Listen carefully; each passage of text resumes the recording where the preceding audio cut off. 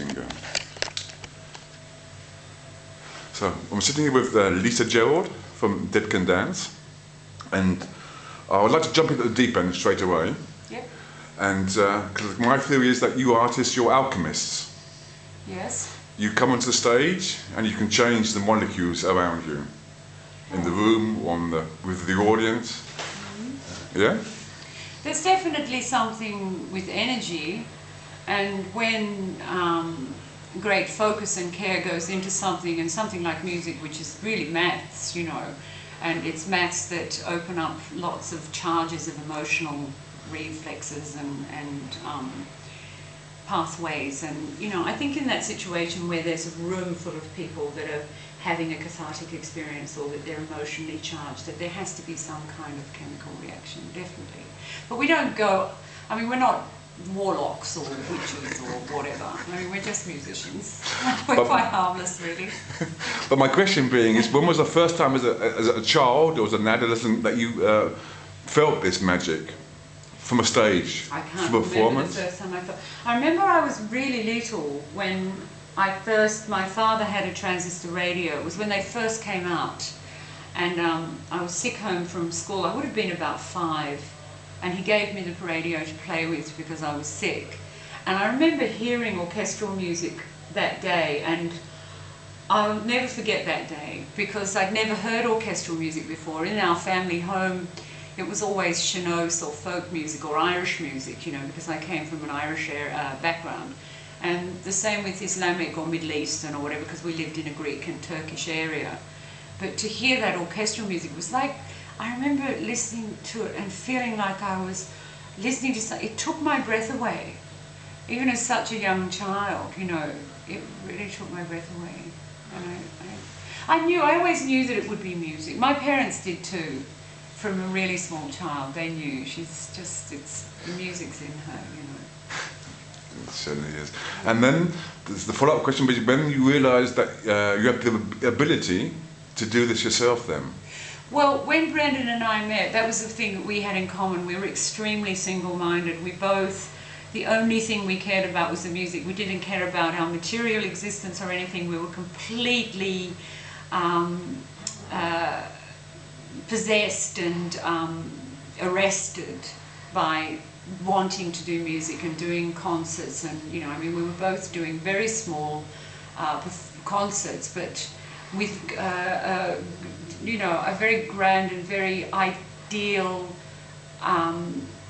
impassioned vision of what it was that we were making lyrically or poetically, that everything was always mythological. It was always about the stars and the moon and the sky. It was never about a broken love relationship or something like that, or pining for a man or a woman.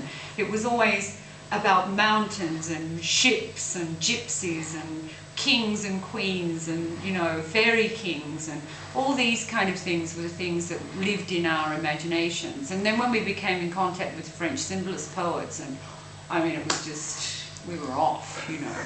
And then, you know, when we moved to England and we started to familiarise ourselves with Baroque music and all kinds of troubadour music, from, you know, the 11th century onwards, we'd already had a wonderful artisanship with anthropological music, with Aboriginal music, African rhythms, etc. And so that, you know, then it started to develop into a style in a way, because all of our interests started to come. We weren't selective about the fact, well, this is very much starting off as a Baroque choral piece, but in fact we weren't worried about maybe sometimes introducing some African drums, or, you know, we didn't really have any boundaries, which was wonderful.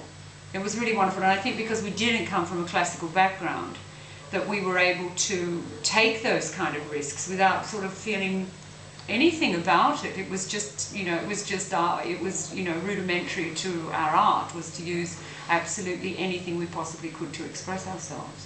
And then, just not the Middle Age and the whole world, you incorporate them, basically. The African, like you just said, the yes, Turkish and the Greek. Everything. And we love music, so of course it's... When you have a love affair with something, it's going to evolve. You know, if you love a woman or a man, you know, you're going to have something, whether it's children or you're going to have pets or dogs or, You know, you'll adopt something into that, you know, that atmosphere of love. And our love was music, and so everything that we adopted into the atmosphere of the love that we had for music was from music, you know, and poetry and books and ideas, and it was all about storytelling and landscapes and, you know, philosophical schools of thought, especially from Brendan's point of view. His words were very much based on the philosophical experience that he was exploring and understanding through his life experiences. And I felt that there was so much weight to his words that, as I did a lot of vocalese, a lot of singing that didn't actually have a practical side to the language, it was very much a story of the heart. It always, I felt with Brendan that we really complemented each other in that area, and it wasn't necessary with Brendan for me to go off and start to explore libretto, which I did do when I was on my own. I did go and start singing in English and Persian and different languages. But with Brendan, I feel that there's so much space within that very grounded, weighty, philosophical centre to come around and create an ether of emotional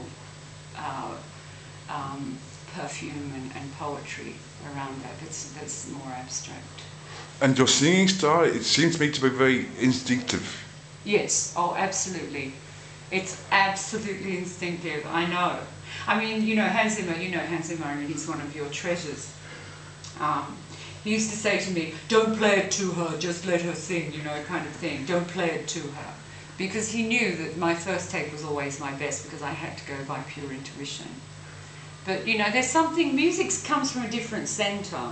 You know, I had a friend tell me once that their mother suffered from Alzheimer's, and she didn't speak for a couple of years, but she could still sing songs from her childhood. You know, it's almost like it comes from another part of our consciousness. It sits in another place. It doesn't sit in the very practical. Although there is something very practical about music, there's also something that isn't, which is that wonderful chemistry, if you like, or the alchemy of those two realities that make it really fascinating. Because my main job at the moment is looking after two old ladies. They're my step-parents. They're two sisters, 89 and 93, and they have this big, massive garden, yeah, which you have to look after as well. And they sing all the time, songs from their childhood. That's beautiful.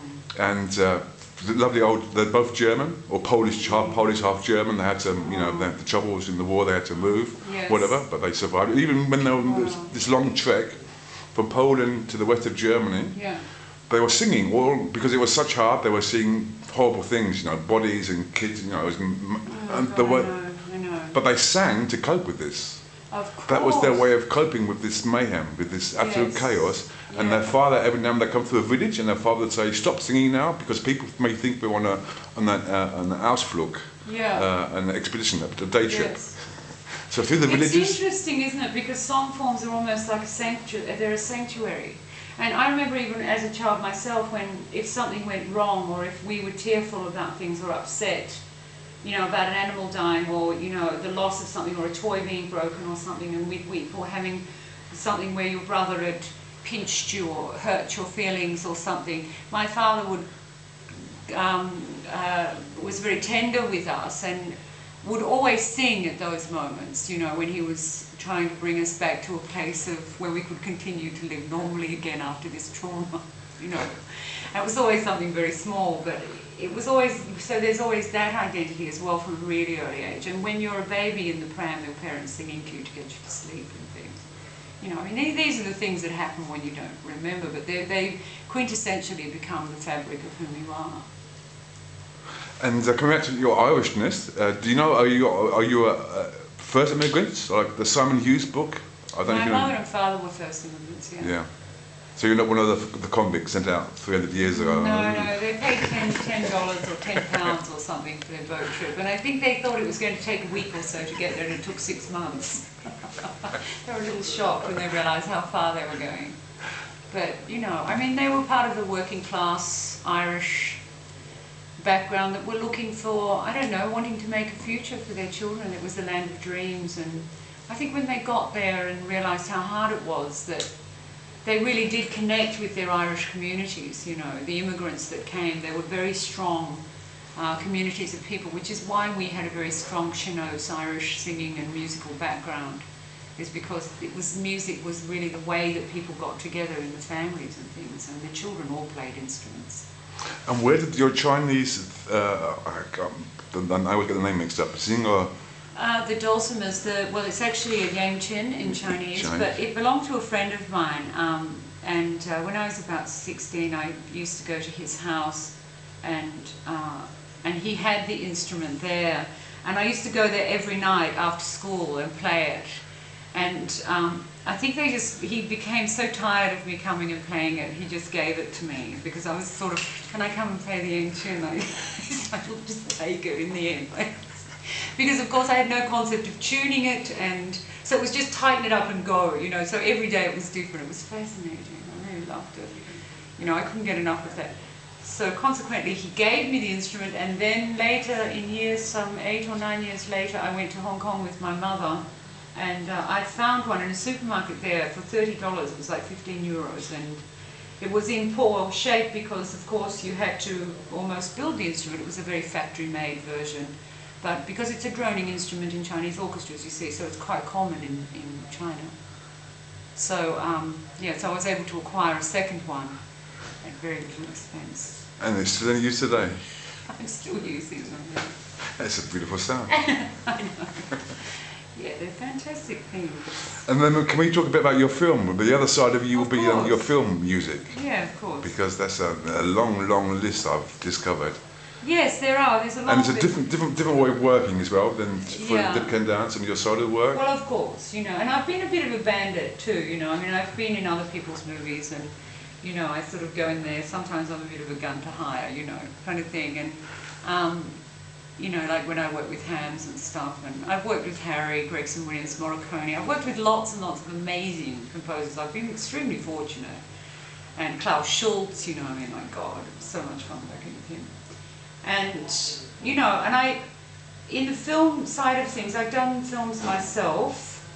I found it extremely difficult. I found it very, very difficult, because it's not where you start a piece of music and you sit back and see where the music takes you and you evolve as you go. You begin with someone saying, I want people to feel this from this. And it's a completely different discipline. And I think it was extremely good for me to do that. But it is, and I learned from, I mean, you know, Hans and even Michael Mann, who doesn't do music, but he's a great teacher. You know, I mean, it's like going to university when you work with these people. You learn so much. If you walked out of there without learning anything, you would have had to have your eyes and ears closed, because they're the best at it. Especially I like the whale wider soundtrack. Yeah. Oh, well, when I did Well Rider, I'd already worked with Hans and things. And I mean, okay, it's not a massive big score, but it's emotionally correct for the film. I really like the film. And that's the kind of music that I can do for film. I did Burning Man as well, and it's that kind of music. It's not huge, big action score. And I would never even dream of attempting to do something like that. I just couldn't do it. Unless I worked with other composers. What's the point? It's not mine then. Do you know what I mean?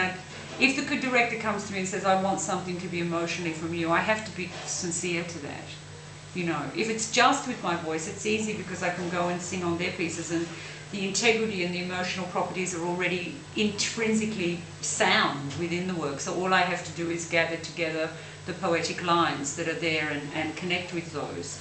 But when it comes to doing things from scratch and then connecting with the director's vision in the abstract, oh, it's different. It's beautiful. I mean, it's a beautiful experience, but it's really different.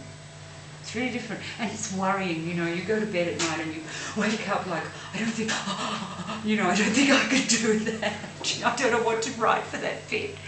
You know what I mean? Or you sit weeping and thinking, I can't do this. I don't think I can do this. You know, or I don't get that when I'm making records. I think, I'm going to put that piece away for a little while, come back to it, I'm going to start something here, you know, but in movies it's like, well, this is the time, you're doing it now, it's got to happen and I need it tomorrow, you know, sort of thing. It's very different. And I'm just getting signed by the time. So finally I'd like to come, because you've moved around yourself, you moved when you were very young from Australia to England, must have been a...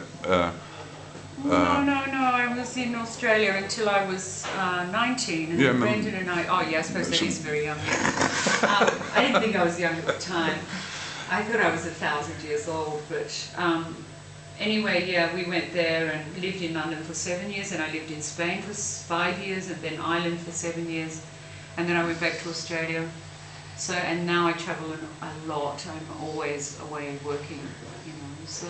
But living in Australia, I read that you played your first gigs in Australia since 1981. Yes. Unbelievable. Oh, is it the profit? It's not worth anything in his own country. It was so. Well, it's the thing is this, you know. What we were doing at the time was so unusual. Even in England, they weren't ready for that. When we got, they weren't sure, you know, because all this African drums and Baroque and this woman singing Bulgarian and, you know, what is this? You know, it took a while. It took about 6 or 7 years. The French got it first. As soon as we got to front, they totally got it. But they're much more open to anthropological sounds and, you know, they're much more in contact with earth music. So it wasn't so difficult. And plus the romanticism of the voices and, you know, these torch songs. I mean, the French love all those. So it was a little bit easier to sort of come to their heart. Because it's not entertainment. What we do isn't entertainment. It's to make a connection so that we can solidify or crystallize something that helps us to realize that we have a right to be here. That we have a passive, romantic, poetic, fragile right to be here, you know, and that we can actually exist in a very, very simple and sensitive way. Anyway. Thank you very much. Darling. Well, it's lovely to talk to you.